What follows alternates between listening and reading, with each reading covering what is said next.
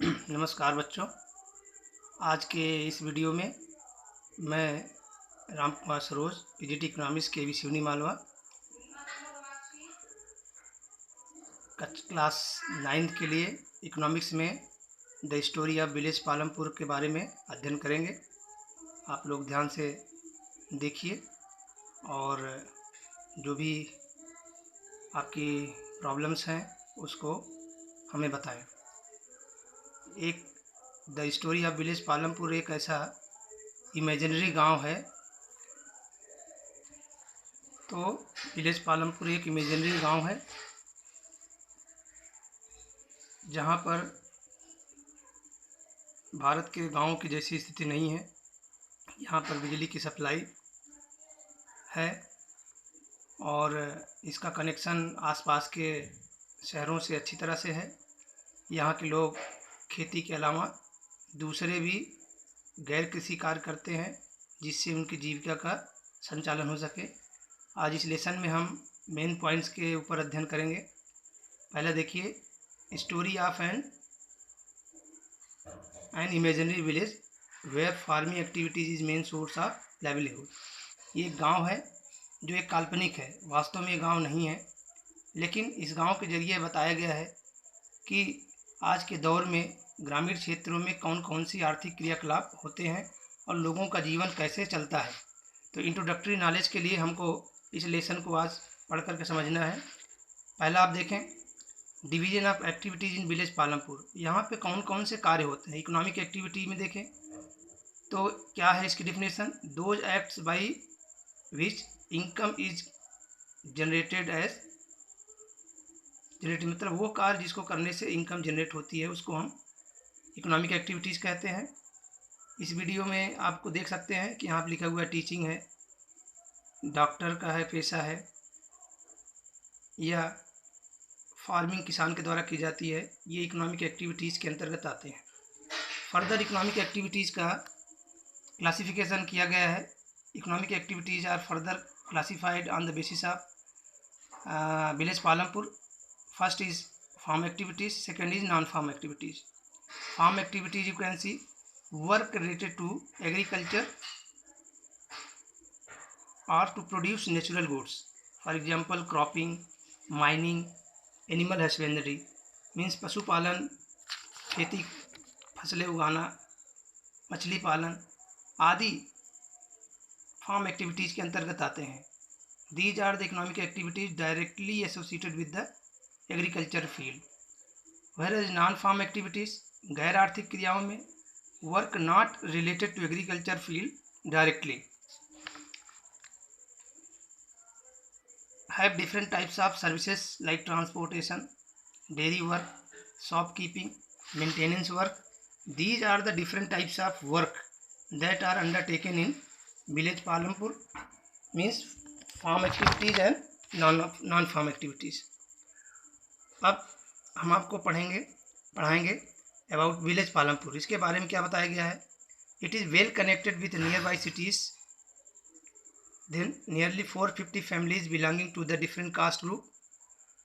Among them 80% land is controlled by or owned by the big farmers, upper caste people, whereas 1/3 population belong to Dalit caste who have small houses built with straw and steel and situated near the corner of the village. They own very little farming land, less than 1 hectare or some 1.5 hectare. Now our first topic is factors of production. Factors of production means those factors या साधन जो goods और services produce करने में help करें उसे हम factors of production या उत्पादन के साधन के रूप में जानते हैं। कौन से फैक्टर हो सकते हैं।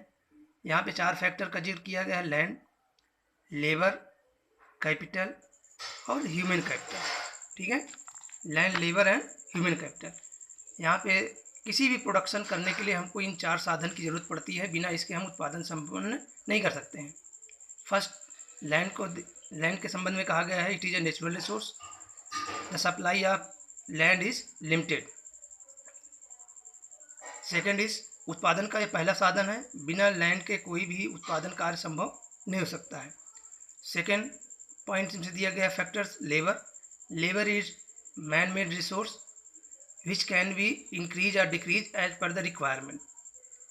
It depends on the size of population in country available. This is called labor. It is another important factors of production.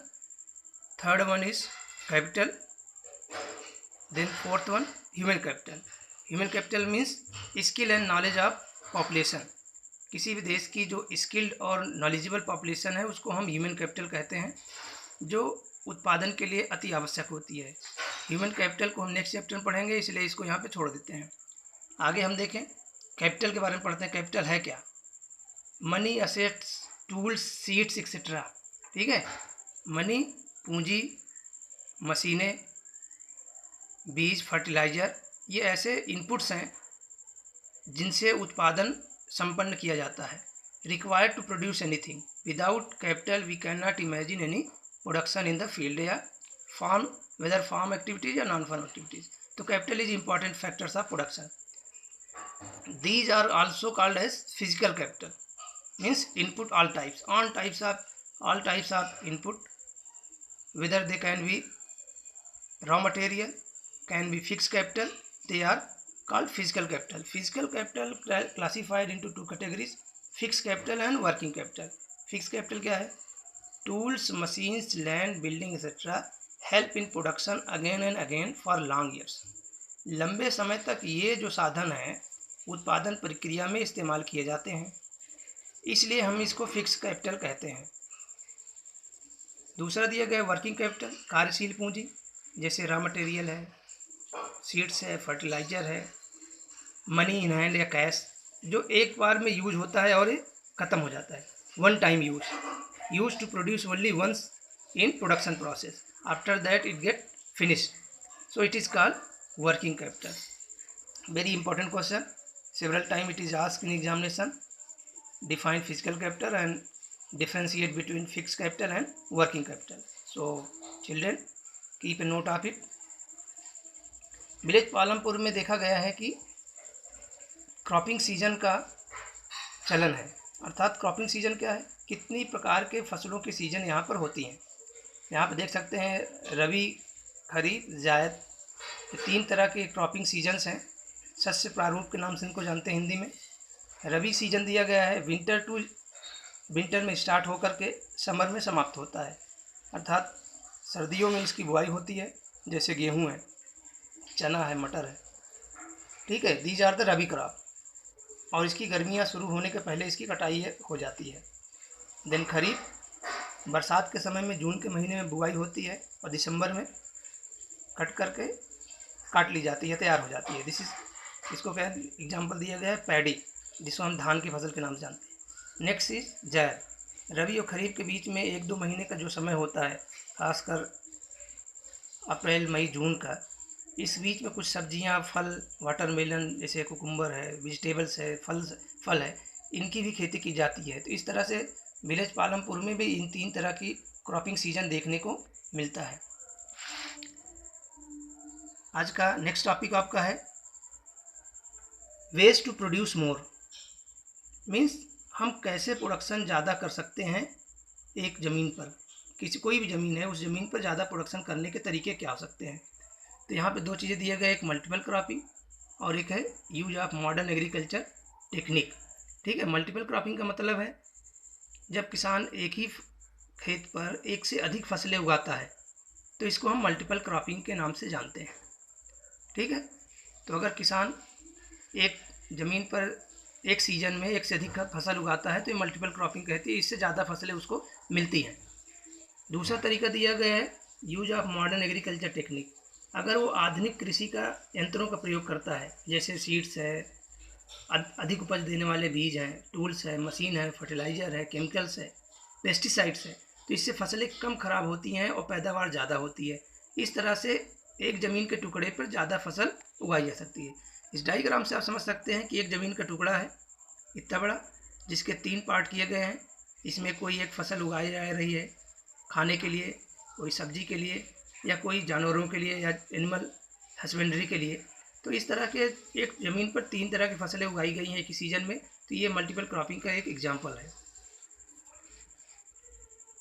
अब आगे अगर आप लेसन को ध्यान से देखेंगे तो इसमें बताया गया है कि पालमपुर में बिजली बहुत पहले ही आ गई थी। बिजली आने से किसानों को बहुत फ़ायदा हुआ। क्या फ़ायदा हुआ देख सकते हैं, transform the system of irrigation, मतलब पहले किसान वहाँ के मानसून पर निर्भर करते थे जिससे फसलें अच्छी नहीं होती थी, लेकिन अभी बिजली आने से ट्यूबवेल लग गए हैं, ट्यूबवेल से अच्छी सिंचाई हो जाती है, तो हम मानसून पर निर्भर ना होकर के वो किसान अच्छी सिंचाई कर सकते हैं। Electricity run tubewell could irrigate much larger field to produce more than one crop. Electricity आने से ये फ़ायदा हुआ कि किसान कम समय में ज़्यादा खेत की सिंचाई कर सकता है और मल्टीपल क्रॉपिंग आसानी से कर सकता है, जिससे पैदावार में वृद्धि आई है। Third is made possible multiple cropping and modern agriculture system. ये जो आधुनिक अभी कृषि के तरीके हैं, मल्टीपल क्रॉपिंग और मॉडर्न एग्रीकल्चर सिस्टम जिसको हम हरित क्रांति के नाम से जानते हैं, ये इसीलिए संभव हो सका है आज के समय में क्योंकि इरिगेशन फैसिलिटीज़ अच्छी हुई है, खासकर बिजली के आने से। तो ये सिस्टम विलेज पालमपुर में भी काफ़ी बेनिफिशियल रही किसानों के लिए, क्योंकि इससे उनको खेती में अधिक पैदावार करने की सहायता मिली है। आज की वीडियो में बस इतना ही, धन्यवाद। फिर आगे देखेंगे, इसमें कुछ क्वेश्चंस हैं, इसको आप इस वीडियो के जरिए आप सॉल्व करेंगे। What do mean by farm activities, categories of various type of work take place in village Palampur, what do you mean by factors of production, define physical capital and differentiate between fixed and working capital, why do we need to increase more area under irrigation, cropping season क्या है, is there any way to produce more from same piece of land। ये सारे topic का discussion हमने video में किया है। आप इसके आंसर को फाइंड आउट करें और लिखें अपनी नोटबुक में। धन्यवाद।